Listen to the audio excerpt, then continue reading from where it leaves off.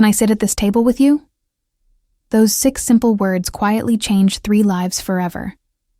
A young woman on crutches walked into a cafe packed with people, carrying a kind of despair that was difficult to name. A longing to feel close again to the family she had lost in a tragedy that took everything from her. At a corner table near the window, a single mother and her 6-year-old daughter were sitting together, completely unaware that they were about to meet a stranger, someone who would shatter their world, and then, piece by piece, rebuild it from the ground up. Before the story continues, let us know in the comments what city you're watching from. And if you love stories about kindness, healing, and fateful encounters, don't forget to subscribe so you won't miss any stories like this one. It was a Saturday morning in late March at Cafe Americano in the West Village neighborhood of New York City. After months of gray, gloomy winter, the first rays of sunshine had finally appeared, drawing people back outside. Couples sat across from each other on late brunch dates.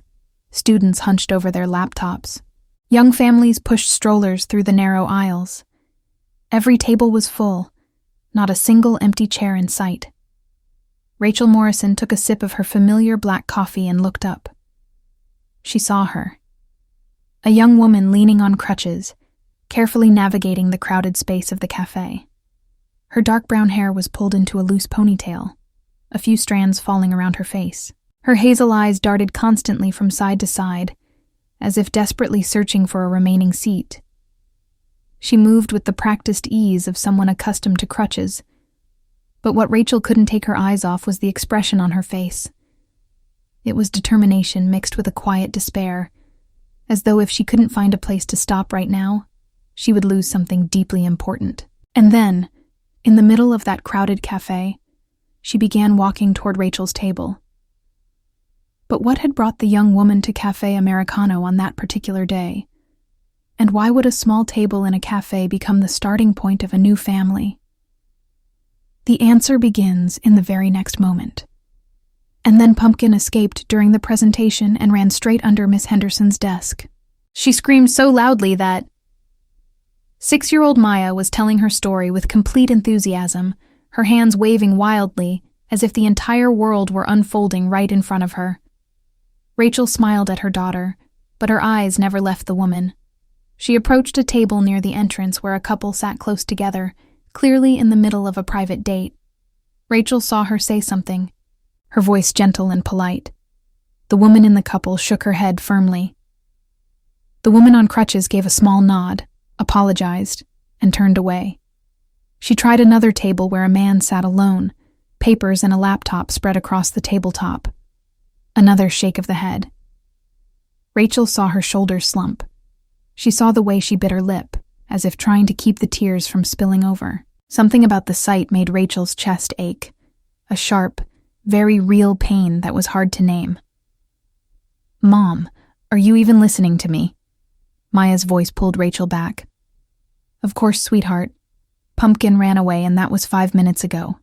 Now I'm talking about..." But Rachel's attention drifted once again. The woman on crutches was now standing in the middle of the crowded cafe, looking around with an expression that made Rachel's heart tighten. Lost. Alone. As if she were surrounded by people yet belonged nowhere. As if she were on the verge of giving up something incredibly important. In that brief moment, their eyes met across the noisy cafe. Rachel saw vulnerability in her gaze, a fragile flicker of hope, and a deep sorrow that seemed to rise from the very bottom of her soul. She took a deep breath, adjusted her crutches, and began walking toward their table. The scent of freshly roasted coffee blended with vanilla from the pastry counter. Soft indie music mingled with the low hum of conversation. Outside the window, New York City was slowly waking under the rare early spring sunlight. "Excuse me." Her voice sounded as she reached their corner table by the window. Gentle, polite, steady, though Rachel could still hear the tremor she was trying to hide beneath it. "I'm really sorry to bother you. I know this may sound strange, but would you mind if I shared this table with you? It's very crowded and there aren't any seats left." She paused. Her eyes shimmered with unshed tears. I really need to be here today. It's very important to me." Rachel stood up immediately and pulled out the empty chair across from them. "Of course. Please have a seat.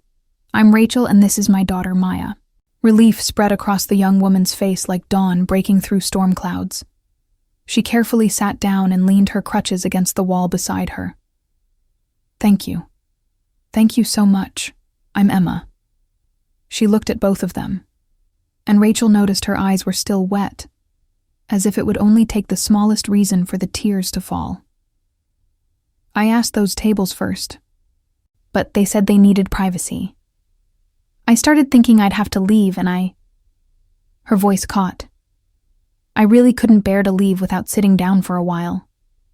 "We're happy to share the table," Rachel said warmly. "It gets really busy here when the weather's nice." Maya, never a shy child, immediately leaned forward, her eyes sparkling with curiosity.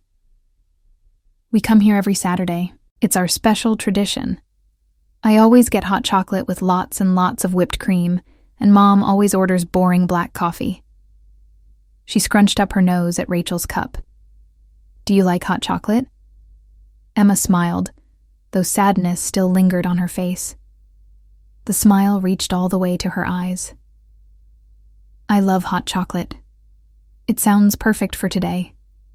A barista appeared and Emma ordered a coffee and a croissant. As soon as the barista walked away, Maya launched straight back into conversation with the boundless energy only a 6-year-old could have.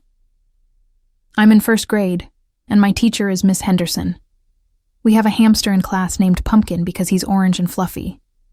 Do you have any pets?" "Not right now," Emma replied, her fingers curling around her coffee cup as if trying to hold on to its warmth. "But I used to have a cat named Misty.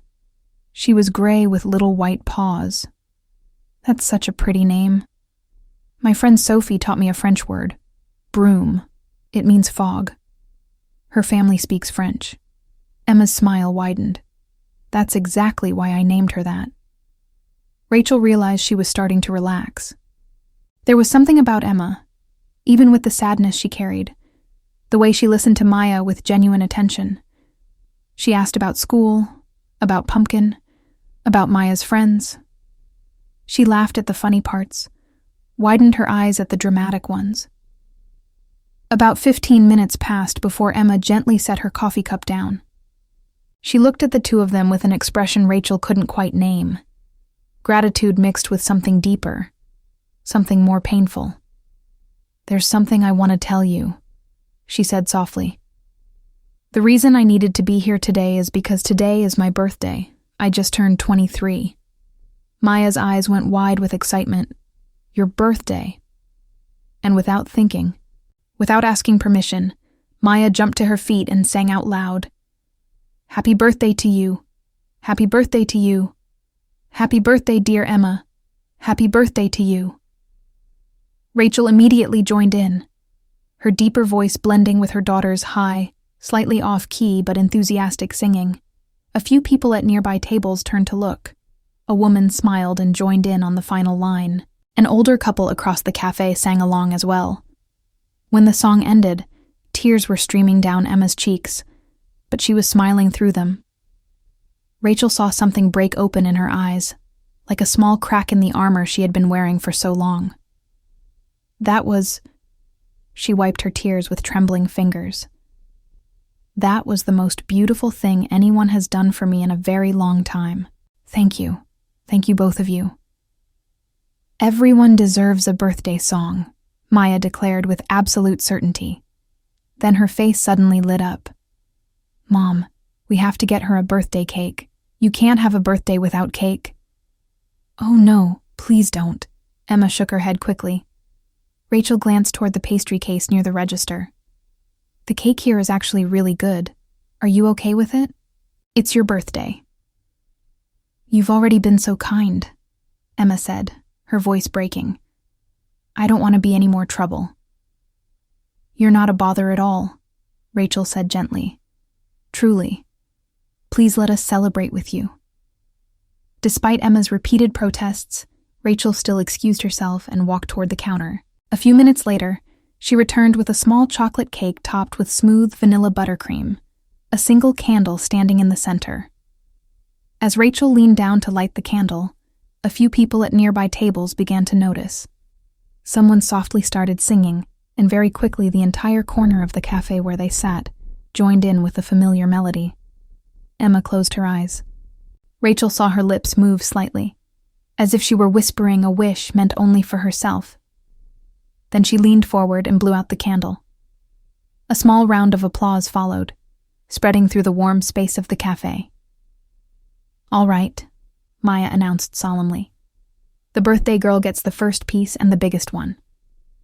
She carefully cut the cake with a seriousness that was almost funny, as if it were an important mission.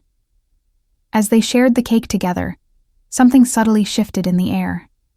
The sweetness of the moment and the unexpected kindness from strangers seemed to open a door inside Emma, a door she had kept tightly locked for a very long time. "This cafe," she began, her voice barely above a whisper, her eyes fixed on the plate in front of her. "This was my family's place, our Saturday morning tradition, just like yours and Maya's." Rachel's chest tightened. She glanced at Maya, who had stopped eating her cake, her child's intuition sensing the weight in Emma's voice. Emma looked up, her gaze meeting Rachel's. "It was me, my younger sister Lily, and my parents. We lived just a few blocks from here in a small apartment above the Strand bookstore. My father was a firefighter at Engine 24. My mother was a pediatric nurse at NYU Langone Hospital." She paused. Rachel saw her hand tremble around her fork. "We never had much, but Saturday mornings at Cafe Americano, those were the happiest moments of my life. Lily always ordered strawberry waffles with extra syrup. My dad told terrible jokes that made my mom groan but had us laughing non-stop. And my mom always secretly took a bite from everyone's plate." Emma's voice began to shake. "We sat at a table just like this one, and during those hours, nothing else in the world mattered." Rachel instinctively reached across the table and gently placed her hand over Emma's. "What happened, Emma?" Emma closed her eyes. A single tear slowly rolled down her cheek. 2 years ago, there was a gas leak in our building. The landlord had been warned many times about the old, corroded pipes, but he always said next month he'd fix it. Next month, and then next month again. She took a trembling breath, her fingers tightening around Rachel's hand, as if it were the only lifeline she had. "That night we were all asleep." Her voice broke. The next words were almost a whisper. "The explosion. I woke up in the hospital 3 days later. The entire building had collapsed." Emma's whole body shook. Rachel could see the memories rushing back, the sounds, the smell of smoke, the sheer terror. "I was trapped under concrete and steel beams for nearly 6 hours before the rescue team found me." Her voice grew softer. "I remember the sound of twisting metal, the smell of gas, complete darkness. I called out to them, my dad, my mom, Lily. But there was only silence." Tears now streamed uncontrollably down her face. "My left leg was completely crushed. The doctor said it couldn't be saved. They had to amputate it." Maya's eyes shimmered with tears. Rachel squeezed Emma's hand tighter, and then Emma said the words Rachel knew were coming, yet could never truly prepare herself to hear.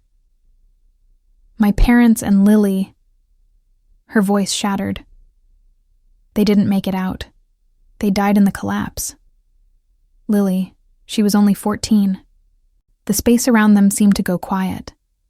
The hiss of the espresso machine, the laughter from other tables were still there, but distant, as if coming from another world. She wanted to be a veterinarian," Emma continued, her voice thick with emotion.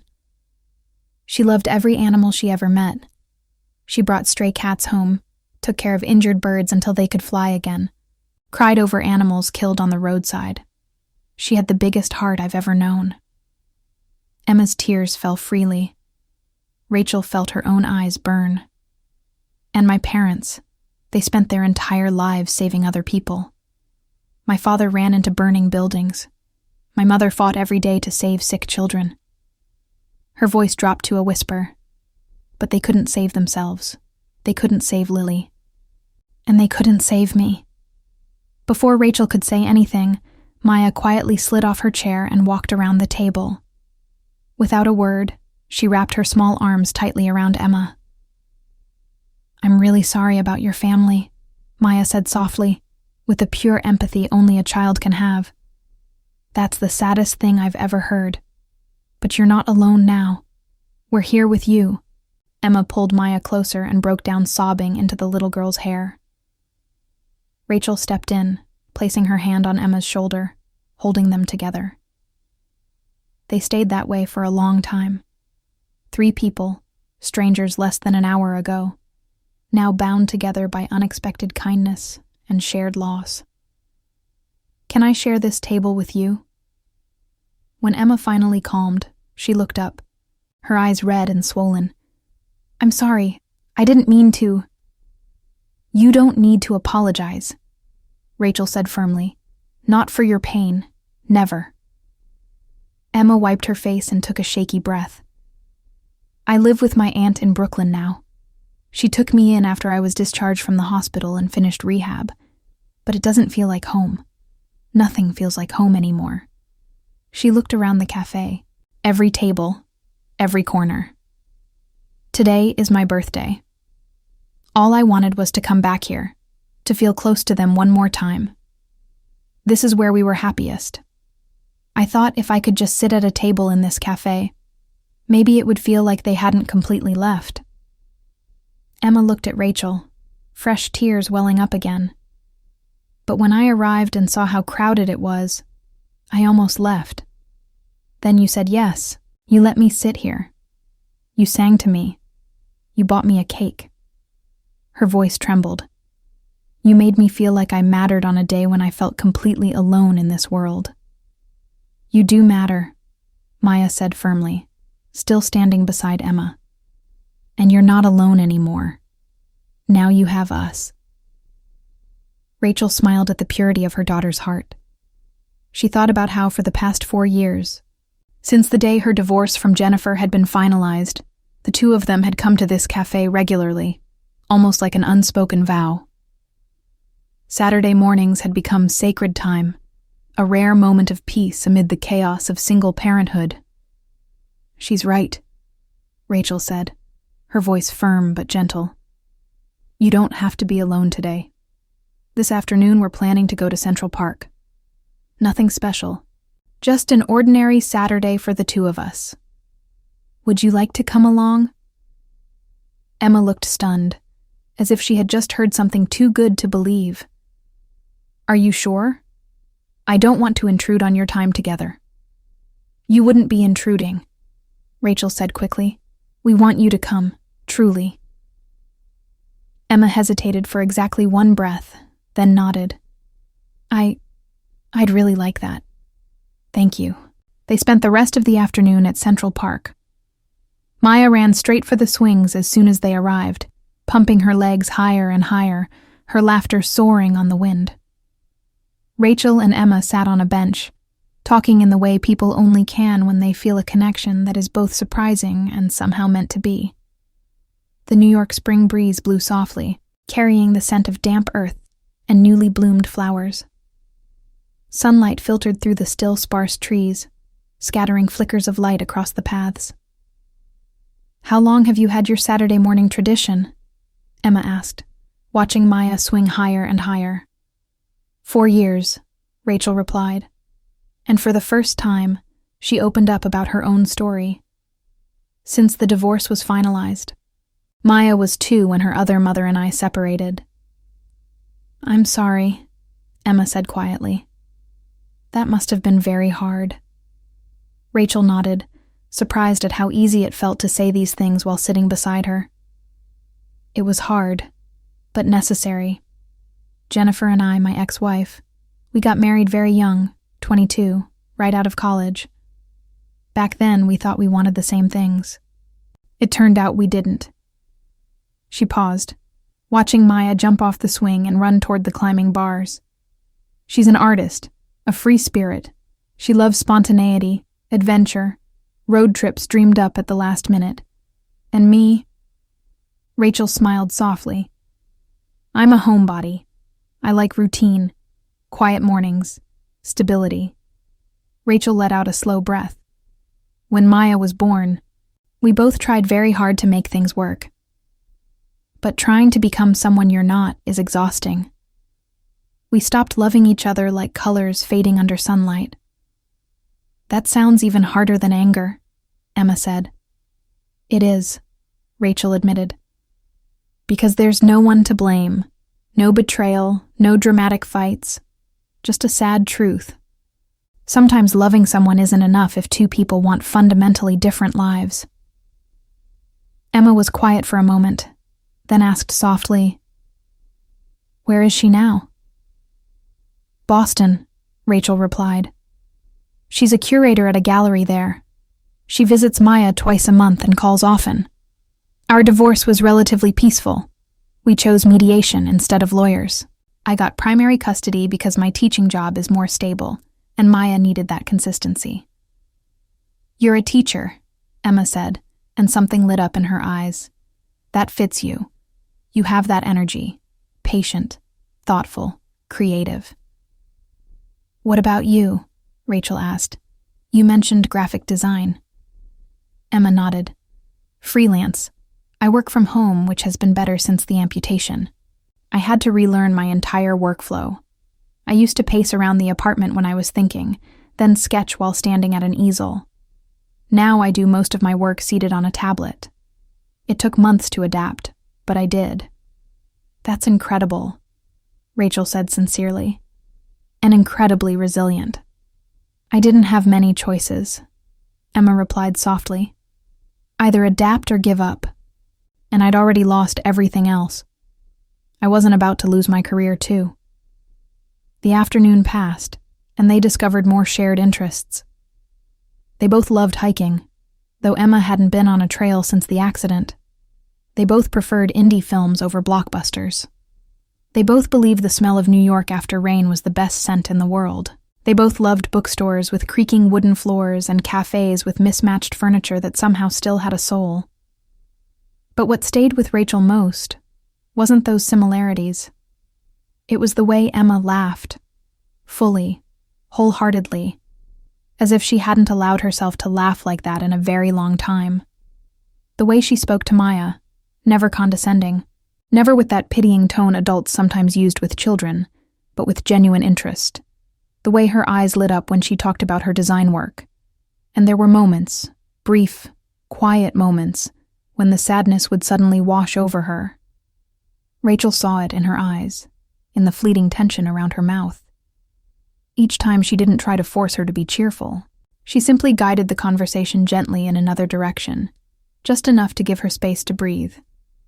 As evening settled in and they finally said goodbye in the parking lot, they exchanged phone numbers. "Thank you for today," Emma said. Her eyes were still slightly swollen, but there was something in them that Rachel hadn't seen that morning. A real happiness, fragile but genuine. "You and Maya turned what I thought would be the loneliest and most painful birthday of my life into something beautiful. I'll never forget it." "Next Saturday? Same place?" Rachel asked, surprising herself with how much she hoped she would say yes. Emma's face lit up. I'd really love that." The messages started that very evening. "Emma, thank you again for today. I can't stop thinking about how kind you and Maya were to a complete stranger." Rachel, "You're not a stranger anymore. You're our friend. And friends don't thank each other for birthday cake. It's clearly stated in the Friendship Handbook, page 47. Emma, then I suppose I need to read that handbook more carefully. Rachel, it's an extremely thrilling book, right up there with furniture assembly instructions and tax forms. The following Saturday, Emma showed up at Cafe Americano with a slightly nervous smile, as if she still wasn't entirely convinced that she truly belonged there. But the moment Maya saw her, she squealed with excitement and ran straight over to hug Emma tightly. And just like that, it felt as though Emma had always been part of their Saturday morning tradition. Weeks passed, slowly turning into months. Emma began joining them in many other things as well.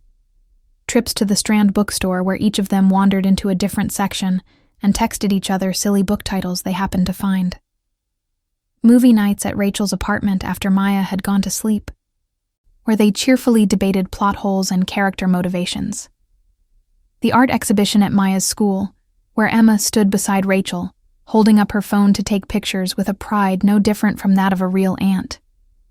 Emma taught Maya how to draw cartoon characters, sitting at Rachel's kitchen table with colored pencils scattered everywhere.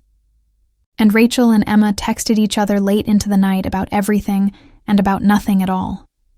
Silly memes, small observations from the day, and deeper conversations about grief, hope, and rebuilding a life from broken pieces. 2 months after they met, Emma made a decision. "I'm moving back to Manhattan," she said one evening as the two of them sat on the couch after Maya had gone to bed, watching a documentary that neither of them was really paying attention to. Rachel's heart gave a small leap. "Really?" "My aunt supports it," Emma continued. "She knows I need to rebuild my life, and living far away from the only place that feels like home doesn't make sense. I'm looking for an apartment around here. There's a studio available 3 blocks away that's perfect." "That's wonderful," Rachel said, trying to keep her voice steady even as her heart pounded. "I can help you move. You don't have to do it alone." "I want to." On moving day, Rachel recruited a few of her teacher friends, Sarah Donovan, Katie Chen, and Laura Martinez. They carried boxes up 3 flights of stairs, assembled furniture, and hung artwork. Emma ordered pizza for everyone, and by the end of the day, the small studio apartment truly felt like a home. 3 months into their friendship, Emma had fully woven herself into the lives of the two of them. She knew Maya hated broccoli but loved Brussels sprouts. She knew Rachel graded papers more efficiently with soft jazz playing in the background. She remembered both of their coffee orders exactly. She became the first person Rachel texted when something funny happened. The person whose opinion she valued. The person whose laughter alone could make her entire day feel lighter. And then one afternoon in June, as they sat in a cafe, not Cafe Americano, but a new place, Rachel realized that her feelings had quietly shifted from friendly to something deeper. Emma was laughing about something silly that had happened during a graphic design client meeting. She tilted her head back, the afternoon sunlight catching her hair in a perfect way. Rachel's heart skipped a beat. She was in love with her. Maybe she had been for a long time, but she didn't say anything. Emma had already endured too much loss. She was rebuilding her life piece by piece. And above all, there was Maya to consider. What if she misread the signals? What if pursuing a romantic relationship destroyed the friendship they had so carefully built? So Rachel chose silence. She cherished what they had while quietly longing for more. 4 months after the day they met, everything changed. It was a Tuesday evening in early August. Rachel was grading her students' art projects at the kitchen table while Maya sat beside her, carefully coloring. Her phone rang. Jennifer's name appeared on the screen. "Hi, Jen. Is everything okay?" "Yes, actually I'm calling with good news." Her voice was excited, an energy Rachel hadn't heard from her in years. "I've been offered a position at the Museum of Modern Art in New York. A curator role with a path to senior curator within 2 years. It's exactly what I've been working toward. And it means I'll be moving back to New York." Rachel's grip tightened around the phone. "You're moving back here?" "Yes. I've been thinking about this for a long time, even before this job came along. Seeing Maya twice a month isn't enough. I want to be a real mother to her, not just a visiting guest. This job is the perfect opportunity." That's wonderful, Jen.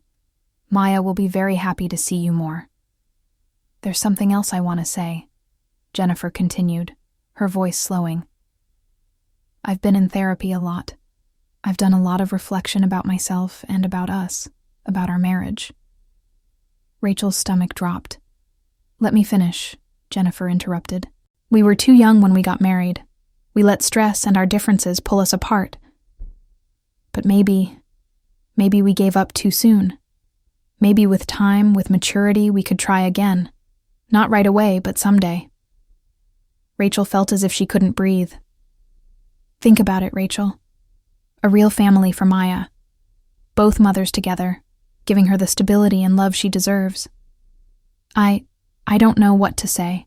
You don't have to answer right now. I know this is a lot. Just think about it. For Maya, if nothing else. When the call ended, Rachel sat motionless at the kitchen table, her thoughts spinning. Maya looked up from her coloring book. That was Mom Jen, wasn't it? Yes, sweetheart. Is Mom Jen coming to visit? Rachel took a deep breath.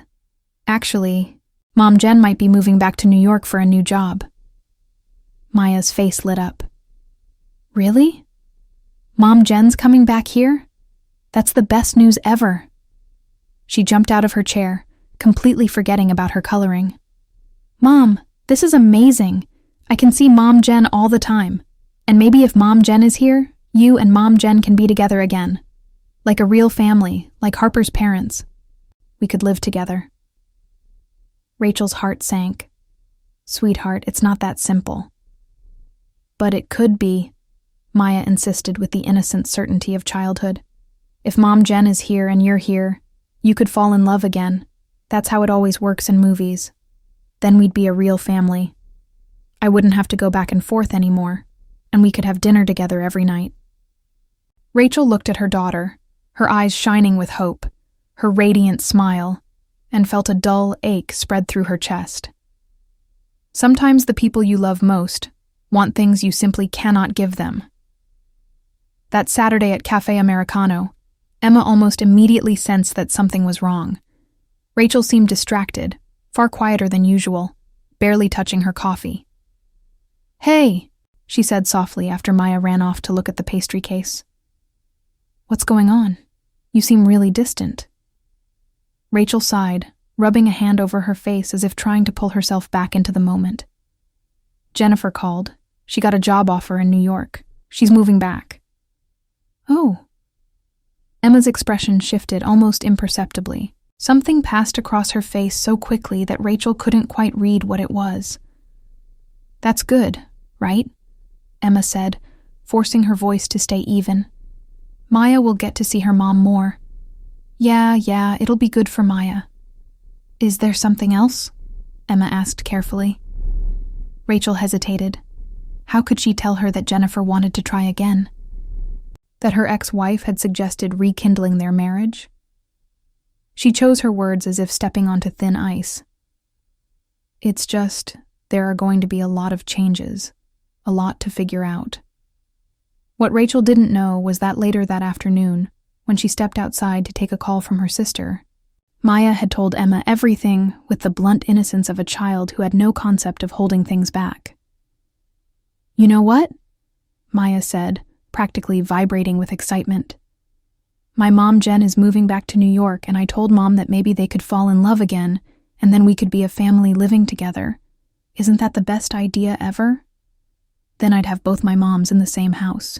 Emma felt something shatter inside her chest that she tried to hide. That would be really wonderful for you, Maya, she said, forcing a stiff smile onto her lips. I really hope it happens. Maya went on, completely unaware of the pain that had just flashed through Emma's eyes. I pray about it every night. I want my moms to be together again. That night, Emma lay awake in her studio apartment, staring up at the ceiling as the New York rain tapped a steady rhythm against the window. Of course, Rachel would want her family reunited. Of course, she would choose what Maya wanted most. Both mothers, a complete family unit. What could Emma possibly offer in comparison to that?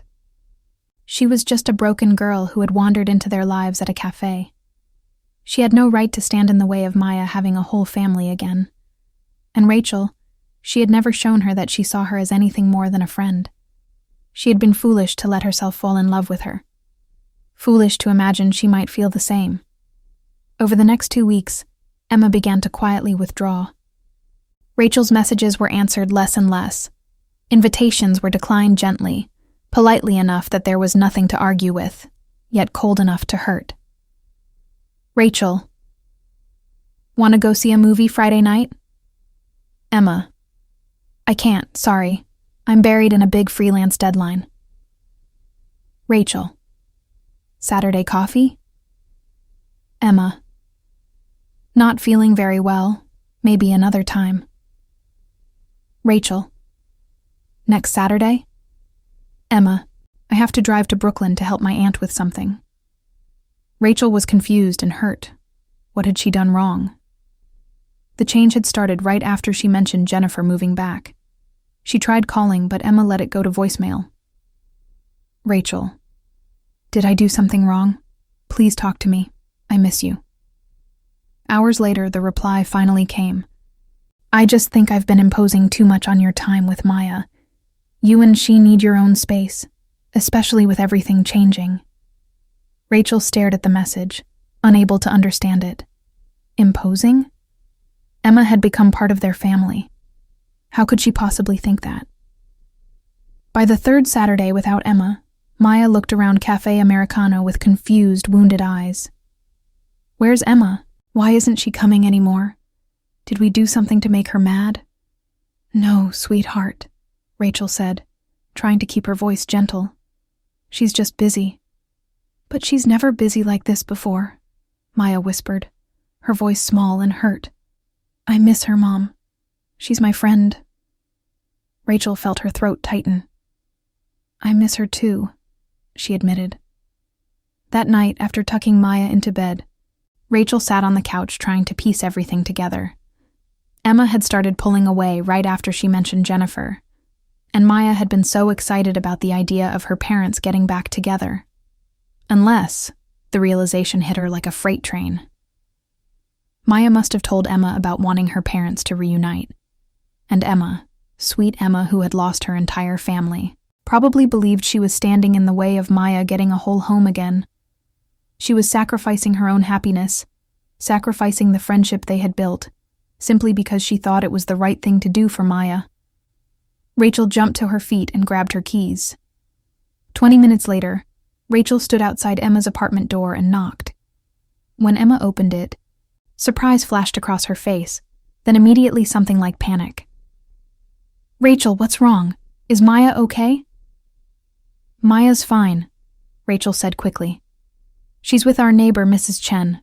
We need to talk, please. Emma hesitated, then stepped aside to let her in. The studio apartment was small but warm, and what made Rachel stop short immediately was the photos. Photos everywhere. Pictures of her late family on every surface. A younger Emma, Lily grinning, her parents with their arms around both girls. Moments frozen in time. A world that had been lost. They sat down on the old sofa. Rachel turned to face her, direct enough to leave neither of them an escape. You pulled away because of Jennifer, didn't you? Emma's eyes filled instantly with tears. Rachel! Maya told you, didn't she? Rachel asked, her voice dropping. About wanting Jennifer and me to get back together. Emma looked down, twisting her hands in her lap. She's excited about having both mothers in the same city. And she should be excited. She deserves a complete family, Rachel. Mothers who love each other living together. After everything she's been through with the divorce, she deserves that fairy tale ending. Emma, Rachel said firmly, taking her hands. Look at me, please. She looked up. Tears slid down her cheeks. I need you to understand something, Rachel said, her voice rough as she took Emma's hands. Jennifer and I are not getting back together. We don't love each other. We haven't for years. Living in the same city doesn't change that. But she wants to try again. She mentioned it as a possibility. Yes, Rachel said more firmly. And I didn't seriously consider it. Not for a second. Jennifer and I don't belong together. We never truly did. We were young and in love with the idea of love, but we weren't compatible as partners. That hasn't changed. But Maya wants... Maya is 6, Rachel said gently but decisively. She has fairy tale ideas where everyone lives happily ever after in the same house. But that's not reality, and it's not what's best for her. Jennifer and I can still be great parents to Maya without being married to each other. She'll understand when she's older. Rachel, I'm not finished, she interrupted, her heart pounding so loudly she could hear it. I need to say something, and I need you to really hear me. Emma stopped breathing. The past 4 months have been the happiest months of my life since the divorce, Rachel said, her voice shaking. Not because of convenience, not because of circumstance, but because of you, Emma. Emma's tears fell harder. Because you make me laugh in ways I thought I'd forgotten how. Because you see the world through a lens that pulls me in. Because you're kind, resilient, real, and beautiful. And because when I'm with you, everything feels right in a way it never did with Jennifer. Emma's heart was pounding wildly. You can't say things like that. Why not? Rachel asked, almost laughing through the pain. It's the truth. She took both of Emma's hands, holding them tightly. You're not standing in the way of anything, Emma. You're not an obstacle to my family. You are my family. You've been my family since the day you asked to share our table. Maya loves you, and She took a trembling breath. I love you. I'm in love with you. I've been in love for weeks, maybe months. And I hope, you feel the same. Emma looked at her, tears streaming, her breath uneven. I do, she whispered.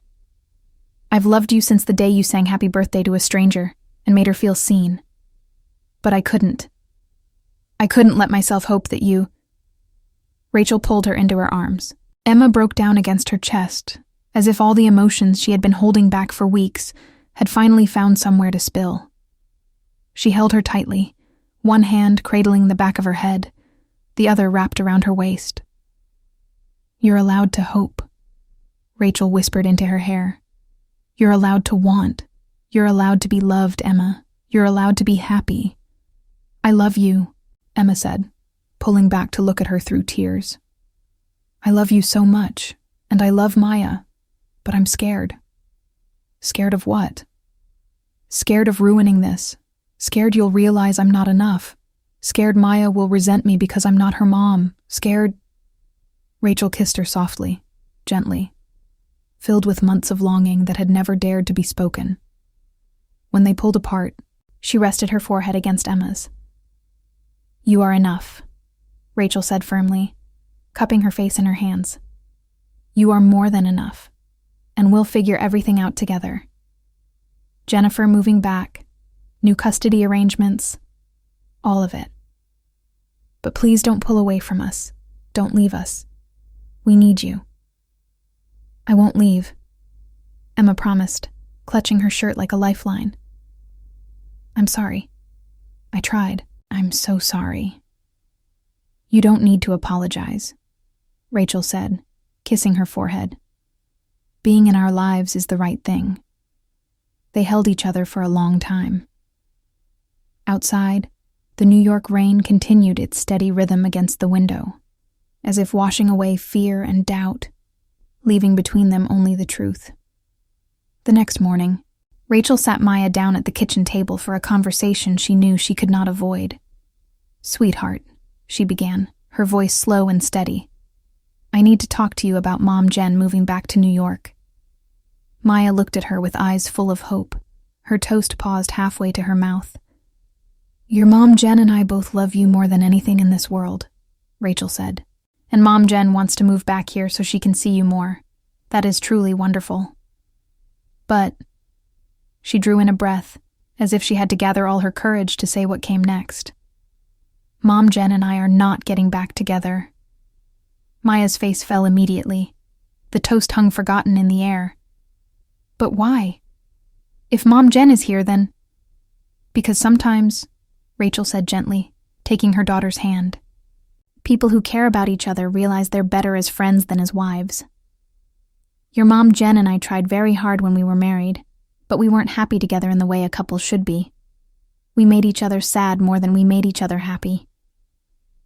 But I want all of us together, Maya said, her voice trembling, her eyes starting to fill with tears. I know, sweetheart, and I understand why you want that, Rachel said, squeezing her daughter's hand. But we are still together, just in a different way. You have a mom who loves you, and you have another mom who loves you. Both of us are here for you. That's what matters. Not whether your parents live in the same house or are married to each other. Maya was quiet for a moment, as if trying to swallow something too big and too difficult. Then she looked up. Is it because of Emma? No, Rachel answered immediately, firmly. Your Mom Jen and I decided to divorce a long time before I met Emma. She paused, choosing her words carefully. But I need to tell you something about Emma, Maya. Maya watched her closely. I love her, Rachel said. Not just as a friend, but the way grown-ups love each other when they want to be together. To her surprise, Maya's face didn't darken the way she feared. It softened, as if some part of her had been waiting to hear it for a long time. Like girlfriends, Maya said honestly. Yes, Rachel nodded. Exactly like that. Maya went quiet again, her 6-year-old mind processing feelings more complicated than she had words for. Then she said honestly, I like Emma. She's really nice. And Mom, you laugh a lot when she's around. You laugh more. Rachel felt her eyes sting. I do laugh more when she's around. Does Emma still get to have Saturday coffee with us? Always, sweetheart. Always. Maya nodded slowly, then climbed into Rachel's lap and hugged her tightly. I still wish you and Mom Jen could be together, she admitted, her voice muffled against her chest. But I guess if you're happy with Emma, that's okay. Thank you for understanding, Rachel whispered. My beautiful girl. 6 weeks later, Jennifer moved back to New York City. She and Rachel agreed on a new custody arrangement during a meeting at a neutral cafe. Maya would stay with Jennifer every other weekend plus one evening a week for dinner. It took some time to adjust, but then it worked. The first time Jennifer came to pick Maya up from Rachel's apartment, she met Emma. After Maya ran off to pack her overnight bag in excitement, the two women stood a little awkwardly in the doorway, as if neither of them knew how to begin in the right way.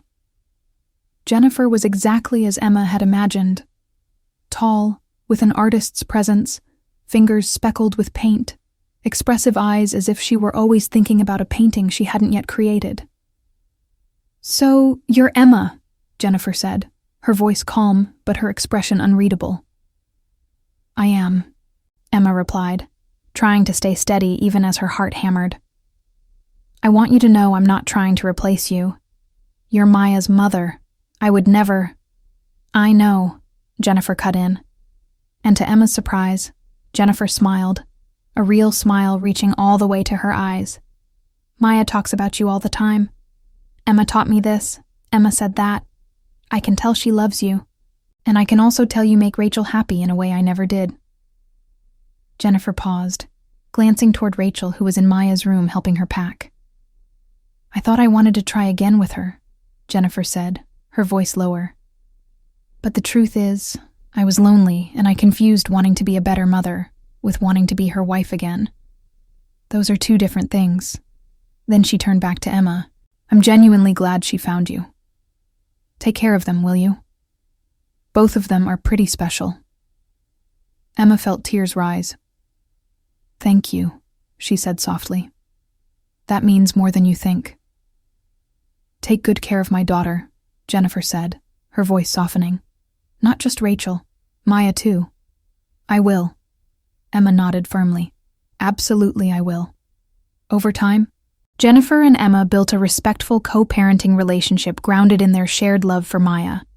Of course, there were awkward moments and adjustments, school events, holidays, the scheduling logistics, but they worked through it all with maturity, always putting Maya first. 1 year after that fateful meeting at Cafe Americano on a Saturday morning in late March, at the very table where it all began, Rachel got down on one knee. Maya stood beside her in her prettiest dress, holding a small velvet box with both hands trembling with excitement, barely able to contain herself. The cafe suddenly went quiet, as if every sound understood it needed to make room for this moment. Other customers began to notice. "Emma Carter," Rachel said, taking her hand as Emma stared at her in disbelief. "The day you asked to share our table, you changed our lives completely." Her voice was slow, each word carrying weight. "You brought light, love, and laughter back into our world. You showed me what true partnership looks like. You were patient with Maya as she adjusted. You were kind to Jennifer. You've been everything I didn't know I needed." Her voice trembled with emotion. "Will you marry us? Will you officially become a part of our family?" Emma cried and laughed at the same time, one hand covering her mouth. "Yes," she burst out, breaking open. "Yes, yes, absolutely, yes." Maya opened the velvet box, revealing a beautiful ring, simple, elegant, with a small diamond catching the morning light. The whole cafe erupted in applause. The very people who had sung happy birthday 8 months earlier were now cheering for a new beginning. Rachel slid the ring onto Emma's finger and kissed her. Maya rushed forward, wrapping her arms around both of them. Mr. Rossi, the owner, brought out a bottle of champagne for Rachel and Emma, and hot chocolate for Maya. "On the house, to the family that started at table 7, someone shouted, and the entire cafe raised their cups. 6 months later, they got married on a warm Saturday morning in September. The wedding took place right there at Cafe Americano, at the corner table where everything began. The owner closed the cafe for the morning, transforming it into a space that was both simple and sparkling with plain white flowers and string lights. Maya was the flower girl, wearing the green dress she had chosen herself, and she announced to anyone willing to listen that she had known they were in love since forever. Jennifer came and took photos, genuinely happy for them. She brought along her new girlfriend, Natalie Brooks, an art conservator she had met at the museum. They sat in the front row, close together. When it was time for the vows, Rachel spoke first. "Emma," she said, her voice thick but clear. "When you asked if you could share our table, you gave me more than a coffee friend. You gave me hope. You taught me that family isn't only what you're born into, it's what you build one kind moment at a time. You showed Maya what resilience looks like, and you showed me what love is supposed to feel like." Her voice was full of emotion. "I promise I will always save a seat for you at our table, celebrate every birthday like it's the most important day of the year, and remind you every single day that you are exactly where you belong."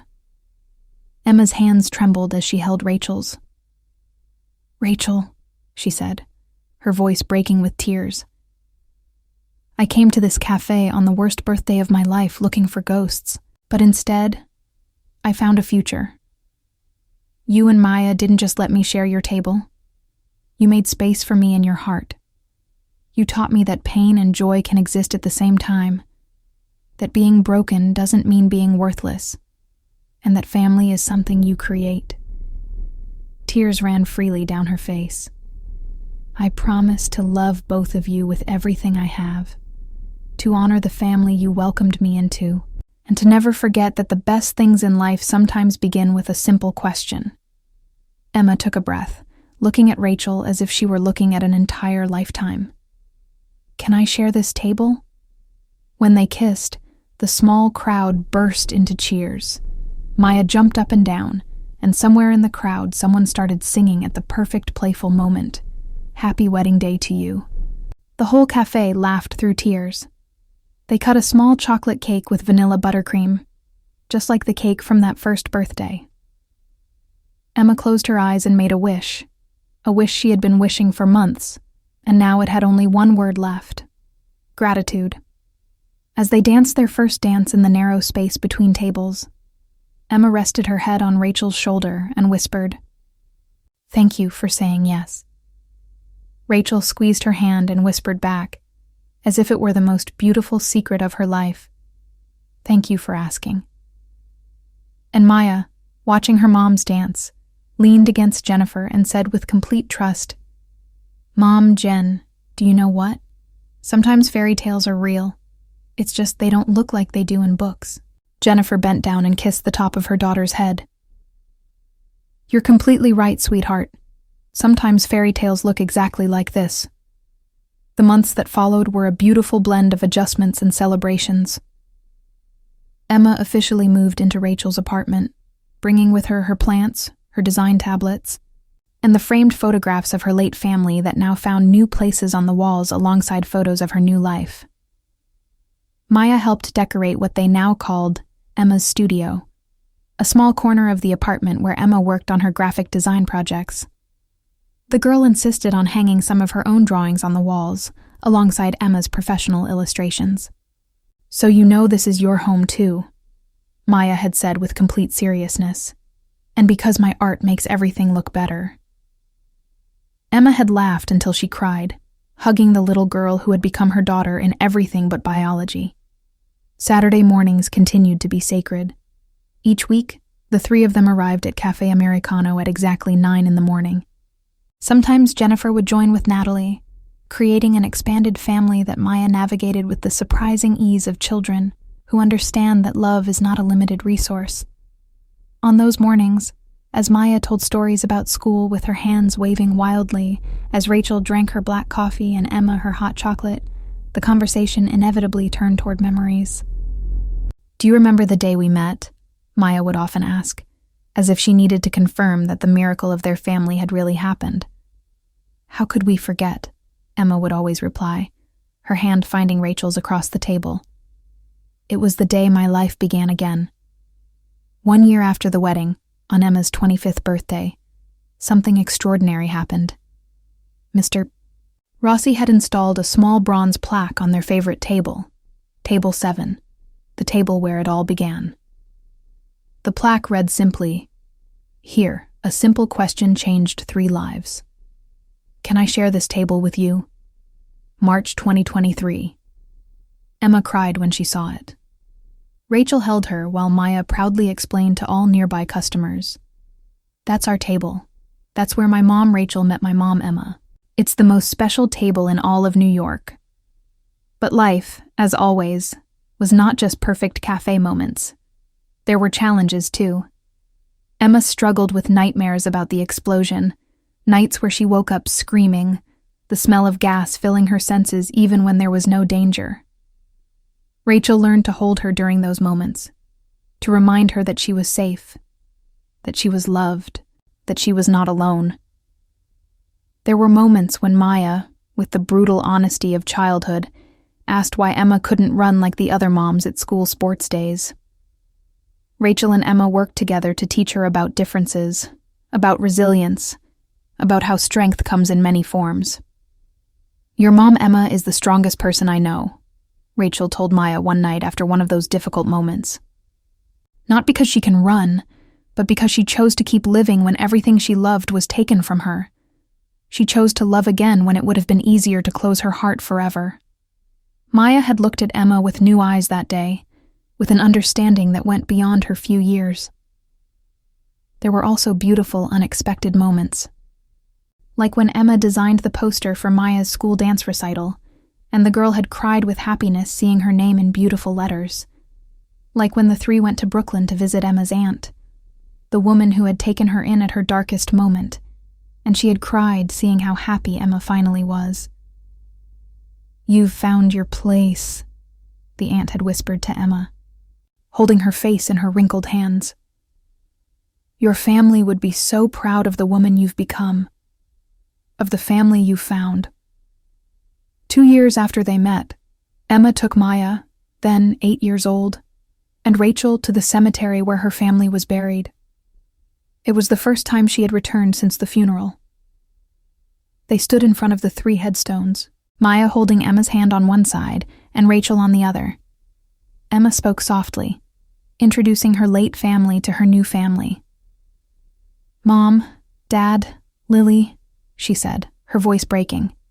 "I want you to meet the people who saved me. This is Rachel, my wife, and this is Maya, my daughter." She placed fresh flowers on each grave, the same flowers they used to buy on Saturday mornings before going to the cafe. White daisies for her mother, sunflowers for her father, pink roses for Lily. "I promised you I would never forget you," Emma continued, "and I haven't. I carry you with me every day, but I also found a way to keep living, to keep loving. I hope you're proud of me. I hope you understand that loving them doesn't mean loving you less." Maya, with the surprising wisdom of children, placed her own drawing at the base of Lily's grave. It was a drawing of 4 figures: Emma, Rachel, Maya, and a girl with wings. "I drew your sister as an angel," Maya explained, "so she knows you're taking good care of my mom, Emma, and that we're taking good care of her too." Emma broke down, crying in a way she hadn't cried since the accident. But these were different tears. Tears of release, of healing, of gratitude for everything she had lost and everything she had found. The years passed with the beautiful monotony of a well-lived life. Maya grew, going from a small child to a preteen with strong opinions about everything. Rachel was promoted to department head at her school. Emma opened her own design agency, hiring other freelance designers and building something bigger than she had ever dreamed. And every Saturday morning, without fail, the 3 of them met at table 7 at Cafe Americano. When Maya turned 12, on a rainy Saturday morning in March, something remarkable happened. They arrived early at the cafe, as always, and found a young woman standing near their table. She was in a wheelchair, looking around the full cafe with an expression that Emma recognized instantly: desperation mixed with hope. The young woman approached their table timidly. "Excuse me," she said with a trembling voice. "I know this might sound strange, but would you mind if I sit with you? There are no tables left and I really need to be here today." Emma and Rachel exchanged a glance, a complete understanding passing between them without words. "Of course," Rachel said immediately, making space. "Please sit down.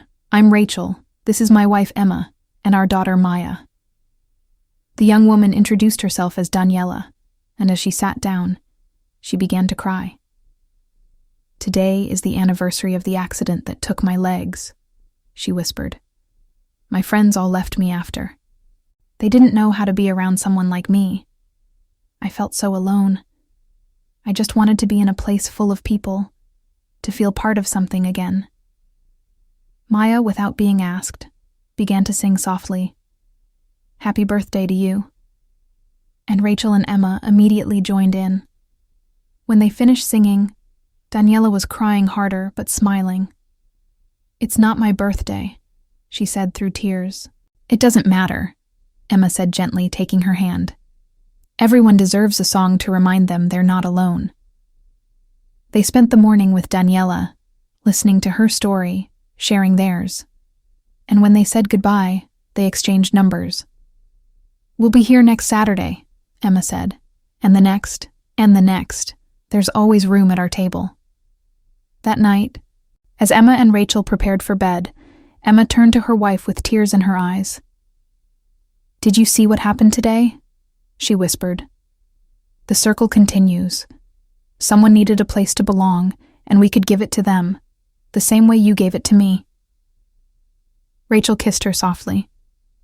"That's how love works. You receive it when you need it most, and then you give it when someone else is desperate for it." Years later, when Maya was 16 and applying to colleges, she wrote her admission essay about Table 7 at Cafe Americano. She wrote about how a simple question had created a family, about how her mother Rachel's kindness to a stranger had taught Maya that family is not just blood, it's choice, about how her mother Emma's resilience had shown her that trauma doesn't define who you are, but how you respond to it. "My family began with 6 words," Maya wrote. "Can I share this table with you? And those 6 words taught me the most important lesson of my life. That small acts of kindness have the power to change the world. A shared seat. A song sung. A cake bought for a stranger. These are the moments that build families, that heal broken hearts, that remind people that love still exists. She was accepted to her first choice university with a full scholarship. At the celebration at Cafe Americano, Mr. Rossi brought champagne for the moms and sparkling apple juice for Maya. To the family that reminds us all what really matters, he toasted. Emma stood up, raising her glass. I want to say something, she said, her voice clear and strong. She looked around the cafe, at all the familiar faces that had witnessed her transformation over the years. 13 years ago, I walked through that door with a broken heart, having lost everything I loved. I was ready to give up. But 2 people, a woman and her little daughter, let me sit at their table. They sang to me. They bought me cake. They made me feel seen. Her voice trembled with emotion. And in that moment, my life changed forever. Not just because I found romantic love, though I did, but because they reminded me of something I had forgotten in my pain. That there was still kindness in the world. That there was still hope. That I still deserved to be happy. Emma looked at Rachel, then at Maya. These 2 women saved me. They gave me a family when I thought I'd never have one again. They gave me a home when I felt lost. They gave me love when I thought my heart was too broken to receive love again. Tears ran down her face, but she was smiling. So I want to thank you, both of you, for seeing a stranger on crutches and seeing not an inconvenience, but an opportunity to be kind, for teaching me that family is something you build, not just something you're born into, for showing me that endings can also be beginnings. The whole cafe erupted in applause. Rachel stood up and kissed Emma while Maya wrapped them both in a hug. And now that you've reached the end of this story, if it touched your heart, please subscribe to the channel so you don't miss more stories like this. Leave us a like and tell us in the comments what your favorite part of Rachel, Emma, and Maya's story was. Your support means the world to us. Their story began with a birthday song and a slice of cake. It began with a young woman brave enough to ask for exactly what she needed, and a single mother kind enough to say yes. It began with a simple truth, one that quietly redirected the lives of 3 people forever. Sometimes, all we have to do is leave a seat at our table for someone desperately searching for a place to belong. Because the smallest acts of kindness can create the deepest connections. Because family is not always the people we are born to. Sometimes it is the people we choose to embrace, to walk alongside, to call home. And because sometimes, on an ordinary Saturday morning in a crowded cafe, a life can turn in a completely different direction, all because of one simple question. Can I share this table with you? The answer to that question was not just yes, it was welcome home. 5 years after Maya's college acceptance, Emma and Rachel stood in that same cafe on another Saturday morning. Maya was home for spring break from Yale, where she was studying social work with a focus on trauma counseling. I know what I want to do with my life, Maya had announced over breakfast that morning. I want to help people who've lost everything find their way back. People like Mom Emma. People who need someone to remind them that they're not alone. Emma had cried. Rachel had cried. And they had all ended up at table 7, the way they always did when something important needed to be marked. That particular morning, a young woman with a service dog approached their table. She was blind, her white cane tapping gently against the floor as she navigated the crowded space. "Excuse me," she said, her voice shaking. "I know this is unusual, but I heard there's a table here, table 7, where kindness lives, where strangers become family. I just lost my sight in an accident 6 months ago. Everyone treats me differently now. I just wanted to sit at a table where I might feel normal again, where I might feel seen, even though I can't see." Emma and Rachel looked at each other, then at Maya. Without a word, all three of them stood. "Please," Rachel said, her voice warm. "Sit with us. I'm Rachel. This is my wife Emma, and our daughter Maya." "I'm Sophie," the young woman said, tears already forming behind her dark glasses. And as Sophie sat down, as her service dog settled at her feet, as Maya began to tell her about Cafe Americano and Table 7 and the day her family began, Emma reached across the table and took Rachel's hand. The circle was complete. The gift they had received 13 years ago was now being passed forward. The kindness that had saved Emma's life was now saving someone else's. Mr. Rossi, now in his 70s, watched from behind the counter with tears in his eyes. He had seen this table transform more lives than he could count. "That table," he often told new employees, "is magic, not because of the wood or the location, but because of the people who choose to share it." Before Sophie left that day, Emma and Rachel invited her to come back the following Saturday, and the Saturday after that, and the one after that.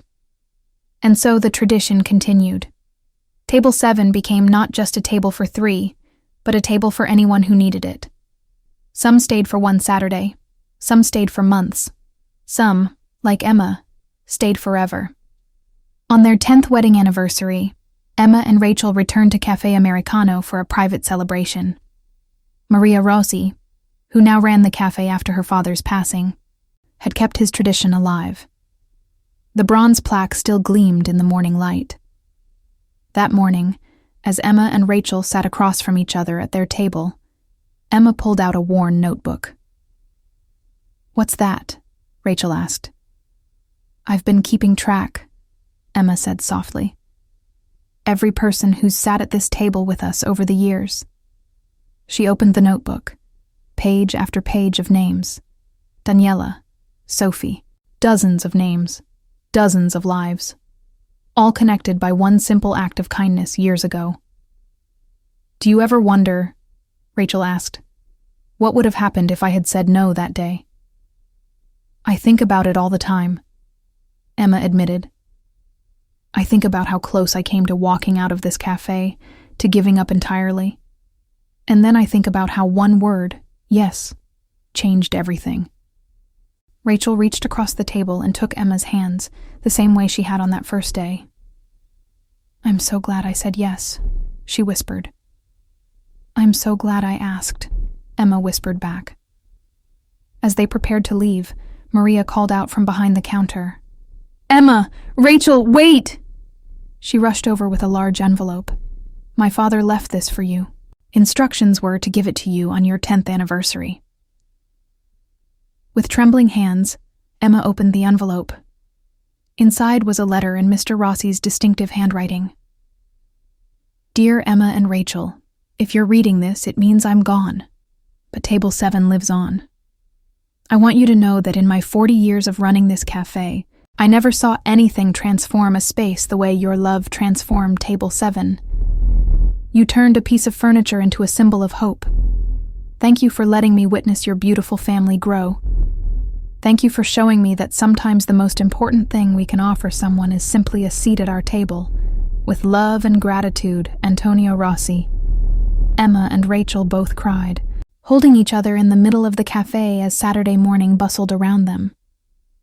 As they walked out of Cafe Americano that day, hand in hand, they passed a young woman standing outside, staring at the door with tears in her eyes. Emma recognized that look. She had worn it herself once. Without hesitation, Emma stopped. "Are you okay?" she asked gently. The young woman looked up. "I heard there's a table inside, Table 7, where kindness lives. I just lost my mom. I don't have anyone. I thought maybe if I could just sit there for a while."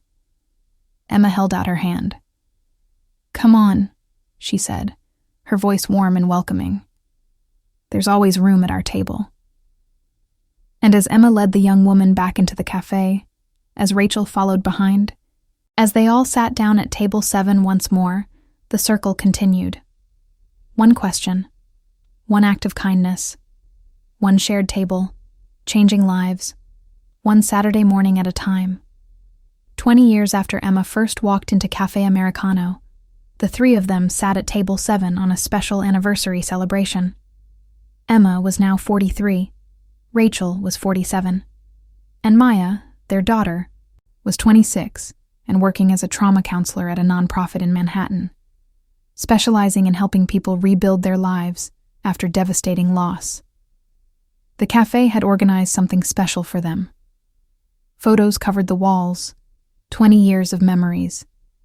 Emma and Rachel on their first Saturday together, Maya's childhood drawings, the wedding, college graduation, pictures of all the people who had sat at table 7 over the years, whose lives had been changed by a shared table and open hearts. Many of them came. Sophie, now a motivational speaker. Daniela, a Paralympic gold medalist. Others who had found hope at this table when they needed it most.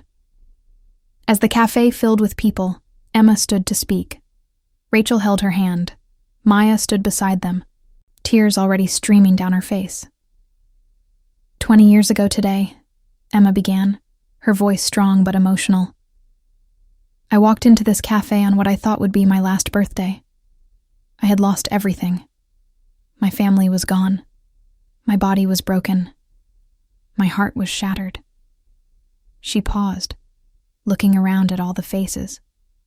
And instead, I found 2 people who did something incredibly simple. They said yes. When I asked if I could share their table, they said yes. Emma's voice broke. They sang to me. They bought me cake. They made me feel like I mattered. And in doing so, they saved my life. The cafe was silent except for the sound of people quietly crying. But the kindness they showed me that day didn't just save my life. It created a ripple effect that touched hundreds of people. Every person in this room is connected to that one moment. That one yes. Emma turned to Rachel, taking both her hands.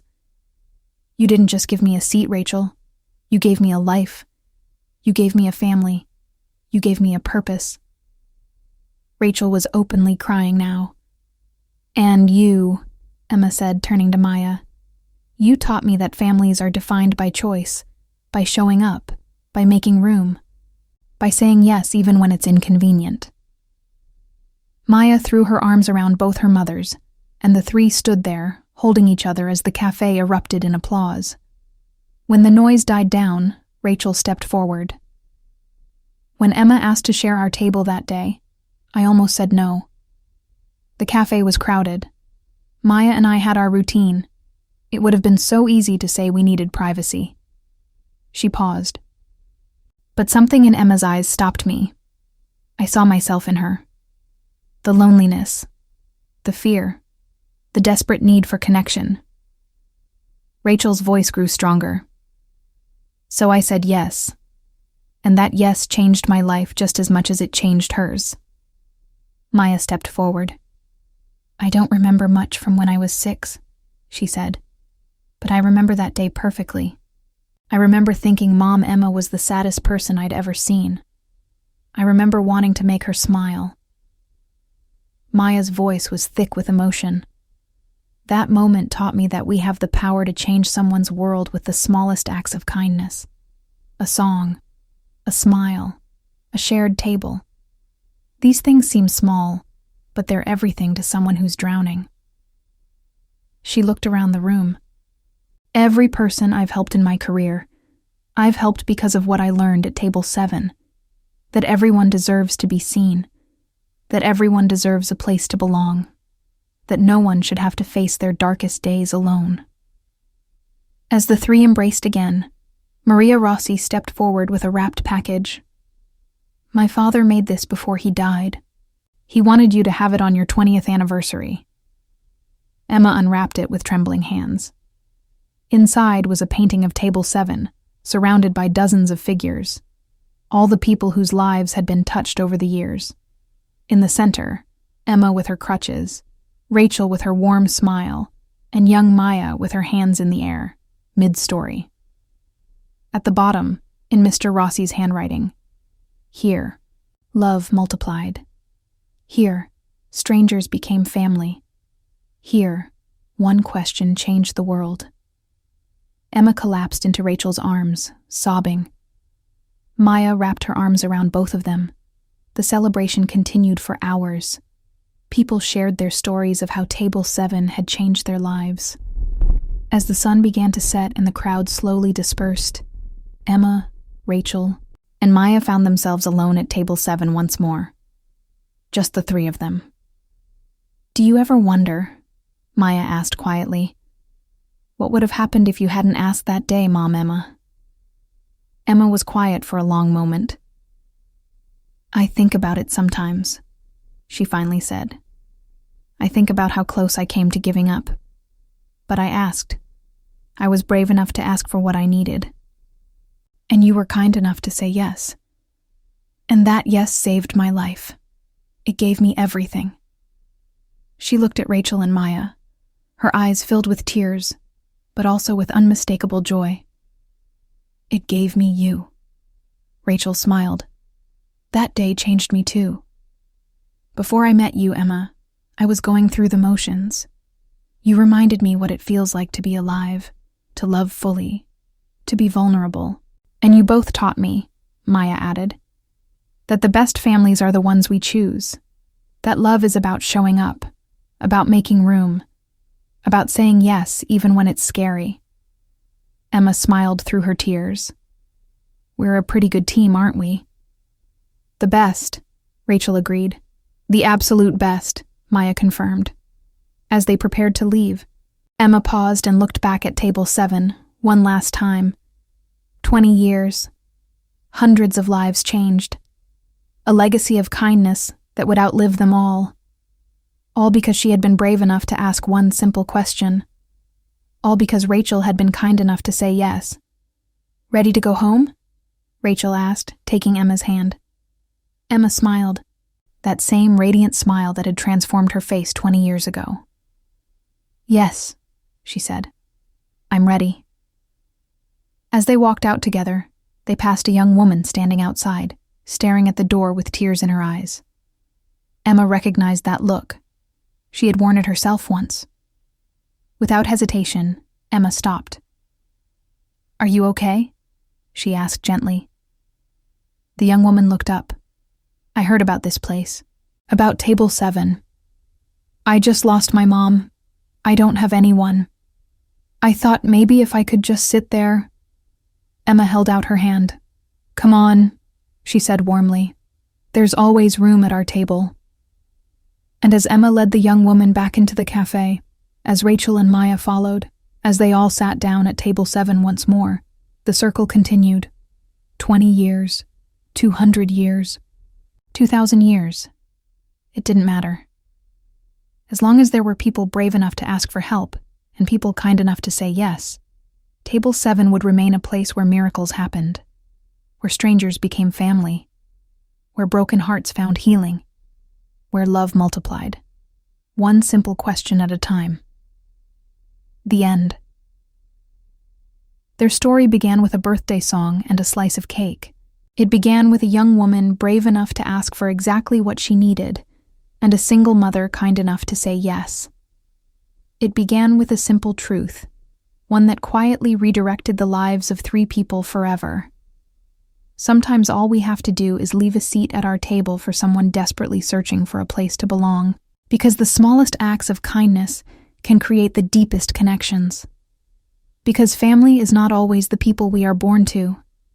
Sometimes it is the people we choose to embrace, to walk alongside, to call home.